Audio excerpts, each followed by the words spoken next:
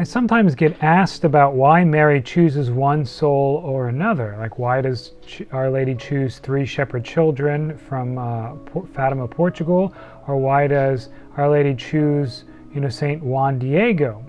And I think sometimes we're looking for kind of a glamorous reason, because I think we get a little jealous that I want to see Mary, and we kind of think like, what do I need to do to sort of guilt God into giving me a vision of the Blessed Virgin Mary? Or we think that, it's sort of glamorous to be the one who sees Our Lady. Now, it is certainly a great privilege. And I think looking at the testimony of those who've seen Our Lady, they understand that it's a great privilege. But it's not glamorous.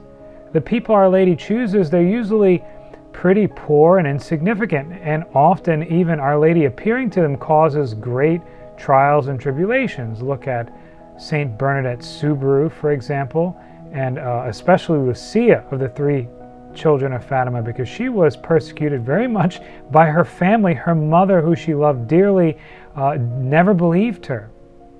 She didn't believe that Our Lady was appearing to her, and kept insisting that Lucia admit that she was lying, not realizing that the very reason Lucia wouldn't deny it is because her mother had drilled in her never to lie, and she knows she saw the Lady from heaven, and so she could not lie about it.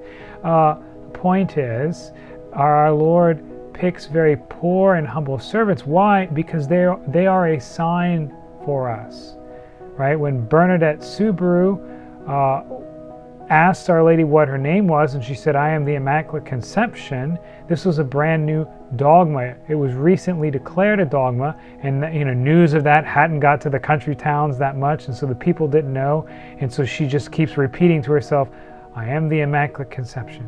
I am the Immaculate Conception.